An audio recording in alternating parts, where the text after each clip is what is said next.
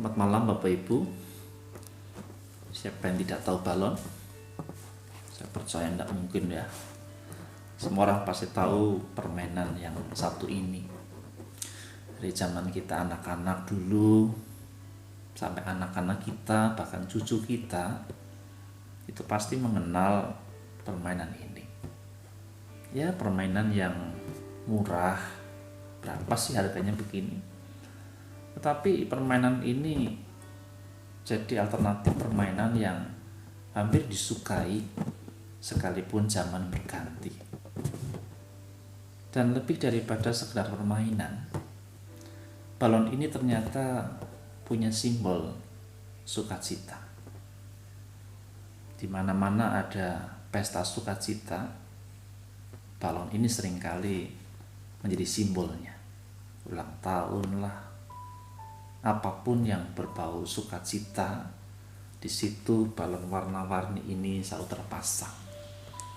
Pertanyaannya begini Bapak Ibu, kenapa sih balon ini kok jadi simbol sukacita dan berharga? Ada apa dengan balon ini? Saudaraku, kalau kita lihat bersama-sama, balon pada dirinya sendiri itu mungkin hanya sebatas karet yang sama dengan karet-karet yang lain. Dia tidak akan pernah berharga ketika dia hanya sebatas karet, tetapi dia berharga tatkala ada hembusan angin yang dimasukkan ke dalamnya.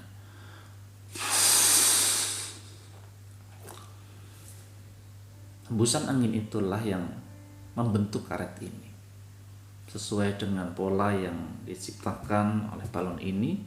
Demikian angin akan memenuhi semua ruang di dalam tubuh balon ini dan balon ini siap dimainkan. Jadi simbol kebahagiaan, simbol sukacita dan kegembiraan di sana sini. Saudara, kalau saya mengingat akan balon ini, saya jadi teringat bahwa kok seperti manusia ya.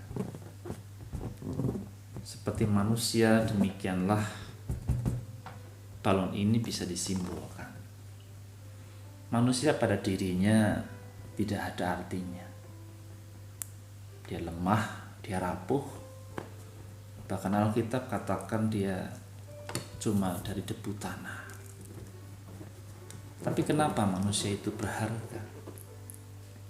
Kalau kita mengingat dalam kisah penciptaan manusia, khususnya di Kejadian pasal 2 ayat 7, maka dikatakan di sana bahwa ketika Tuhan Allah telah membentuk manusia dari tanah, maka ada satu hal yang menjadikan manusia itu spesial, karena Allah menghembuskan nafas hidup dan manusia itu menjadi makhluk yang hidup.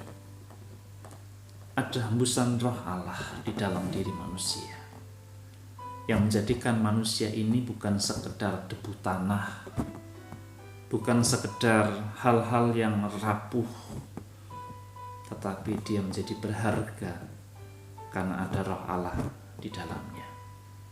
Persis sekali dengan balon ini.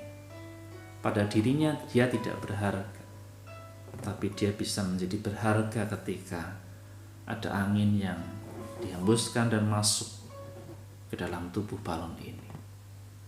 Ketika roh Allah masuk ke dalam diri kita, maka kita dikatakan menjadi makhluk yang hidup. Hidup bukan berarti cuma sekedar bergerak, bukan sekedar bisa beraktivitas, namun hidup itu artinya bahwa kita pun bisa menghidupkan orang lain, menghidupkan sekitar kita. Ada sukacita yang diberikan Tuhan melalui kita. Sama seperti balon ini, dia dihembuskan angin ke dalamnya supaya balon ini bisa menjadi media di mana orang merasakan sukacita yang ada. Kita adalah balon-balon di tangan Tuhan. kita adalah sumber sukacita, supaya dimanapun kita berada, maka disitulah sebetulnya sukacita Tuhan itu pun ada.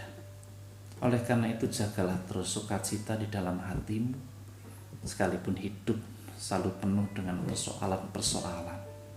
Tetapi jangan pernah kita menyerah. Ingatlah bahwa sukacita Tuhan dititipkan di dalam diri kita. Maka itu tetaplah bahwa sukacita itu, karena untuk itulah engkau ada, karena untuk itulah engkau diciptakan, dan roh Allah ada diam di dalam dirimu. Mari kita berdoa. Terima kasih Bapa Surgawi, Engkau Allah yang luar biasa, yang menciptakan hidup kami pun luar biasa. Kami bersyukur bahwa Tuhan menciptakan kami menjadi pribadi yang indah, supaya kami pun boleh membawa banyak keindahan di dalam hidup kami ini. Terima kasih untuk kepercayaanmu yang luar biasa, untuk roh Allah yang diam di dalam hidup kami, memberikan kekuatan, kesegaran yang membuat kami hidup. Biarlah hidup yang kami jalani hanya untuk memuliakan nama Tuhan, menebarkan sukacita demi sukacita dimanapun Engkau tempatkan kami. Biarlah istirahat kami malam hari ini pun menjadikan kami penuh dengan sukacita, supaya esok kami boleh membagikan itu kepada banyak orang. Terima kasih Bapa, di dalam Kristus Yesus kami berdoa. Amin. Jadilah balon-balon milik Tuhan. Tapi ingat satu perkara dari sebuah balon.